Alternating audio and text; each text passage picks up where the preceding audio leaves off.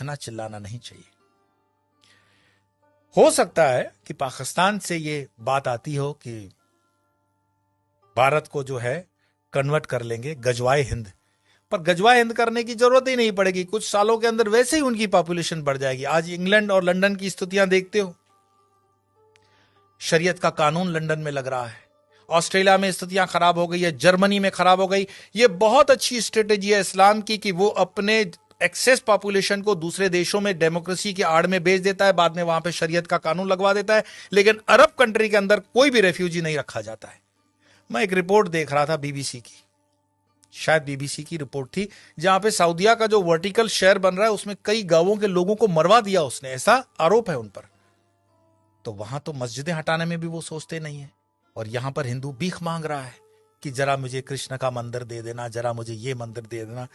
हमारे साधु संतों ने जो समाज के लिए काम किया, समाज उनके साथ भी नहीं खड़ा है। क्या आपको पता है कि आयुर्वेद के नाम पर भारत देश के अंदर जो फार्मेसी काम कर रही है वो मुस्लिम द्वारा चलाई हुई भी कई फार्मेसी हैं, और उनके 500 प्रोडक्ट्स हैं। रामदेव को सपोर्ट नहीं करने का कारण यह भी है।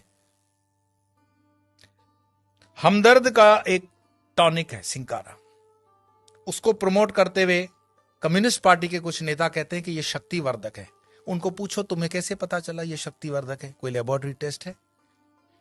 एलोपैथी के कंपैरिजन में जो रामदेव बाबा को कहा गया था कोरोना के कंपैरिजन में, वो चीजें सब पर लागू होनी चाहिए। क्या आपको पता है सोनू निगम जैसा कलाकार जो पिछले कई सालों से फिल्म इंडस्ट्री के अंदर बेहतरीन आवाज दे रहा है, उसने जब खुले से कहा कि इस अजान के कारण मुझे तकलीफ होती है, इंडस्ट्री में उसको काम मिलना कम हो गया, क्योंकि बॉलीवुड की इंडस्ट्री आज भी इस्लामिक फंडामेंटलिस्टों द्वारा डोमिनेट है।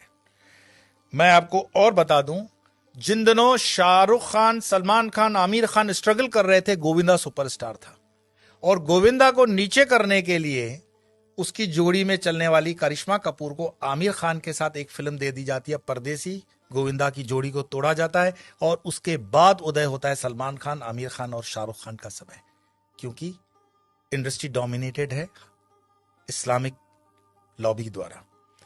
ऐसे कई मैं आपको उदाहरण दे सकता हूं, लेकिन मुख्य बात क्या है? क्या हमारे हिंदुस्तान में सारे मुसलमान खराब हैं? यह कहने का अर्थ नहीं है। हमारे हिंदुस्तान के अंदर आजम जी, प्रेम जी जैसे भी इंडस्ट्रियलिस्ट हैं विप्रो के, उन पर आरोप भले लगे कि वो मुसलमानों के हितों की ज्यादा सोचते हैं, हिंदुओं की नहीं, पर मैं इस पे नहीं जाऊंगा। परंतु यहां मुसलमान न सिर्फ बढ़ रहे हैं, सुख संपन्नता के साथ बढ़ रहे हैं, ऐसा उस रिपोर्ट में कहा गया है। तो दुखी कौन हो रहा है? दुखी हो रहा है हिंदू। हिंदू क्यों दुखी हो रहा है? क्योंकि वो कर्महीन होकर के जीना चाहता है और बेवजह की फालतू चीजों में वो अटका हुआ है।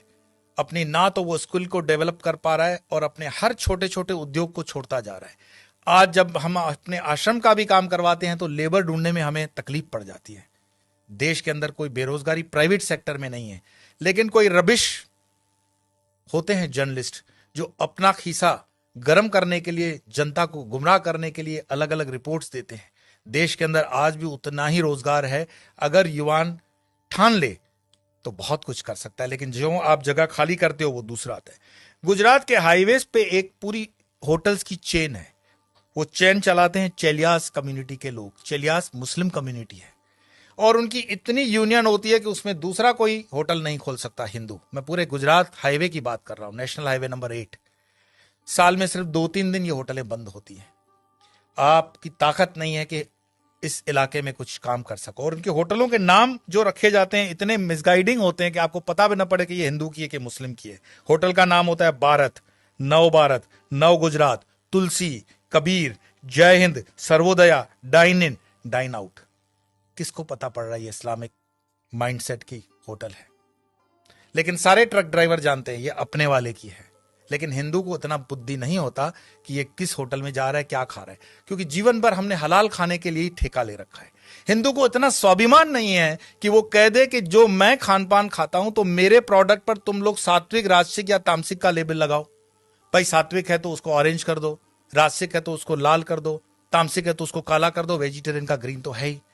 हर चीज पे हलाल लगा हुआ है और हलाल का तुम्हें मलाल भी नहीं है। तो कितने में तुम प्याज लहसुन को मत खाओ, लेकिन ये हलाल खाते हुए तुम्हारे बच्चे जो हैं क्या बन रहे हैं? ये जिहाद करने की जरूरत पड़ेगी नहीं उनको। ये साधु संतों को भी सोचना पड़ेगा कि तुम शेर को भी घास खिलाओगे, गाय को भी घास खिलाओगे, क्षत्रियों को भी घास खिलाओगे और ब्राह्मणों को भी घास खिलाओगे। हमने खान पान को बदल करके पूरे डीएनए सिस्टम को बदलने का पाप किया है, और जब इस पाप की हम ठीक से बैलेंस नहीं करते हैं तब तक इस पॉपुलेशन को ठीक करना बड़ा मुश्किल होगा। एक इंसान, ये वीडियो समाप्त करने से पहले मैं बता रहा हूं, एक इंसान जिसने अलीगढ़ मुस्लिम यूनिवर्सिटी का स्थापना किया था, सर सैयद, उसने सिर्फ ख्वाब देखा था पाकिस्तान बनाने का, कि एक ऐसा देश बन सकता है। एक टाइपराइटर और एक इंसान जिन्ना, जिसने देश बनाकर दिखा दिया, और यह चीज इतिहास के अंदर दर्ज है। क्या पता ओवैसी जो कह रहा हो उसको हम सीरियसली नहीं ले रहे हैं। अगर शाहबानू केस कोर्ट का इधर उधर हो सकता है तो राम मंदिर का केस भी राहुल गांधी तो बोले थे कि हम कर देंगे, ऐसा उन पर आरोप है, प्रमोद जी ने लगाया था। हिंदुओं को जागना पड़ेगा। कोई शंकराचार्य फिर से आए ना आए इसकी कोई गारंटी नहीं है। शंकराचार्य जी की जयंती जन मनाने से सिर्फ इतना ही मैसेज मिलता है, उत्तिष्ठ जागृत प्राप्य वरानी बत, उठो जागो, अपनी जवाबदारी लो। कब तक दूसरों के कंधों पे रहोगे कि ये तुम्हारी जवाबदारी लेगा? और धर्म का काम चेतना जगाना है।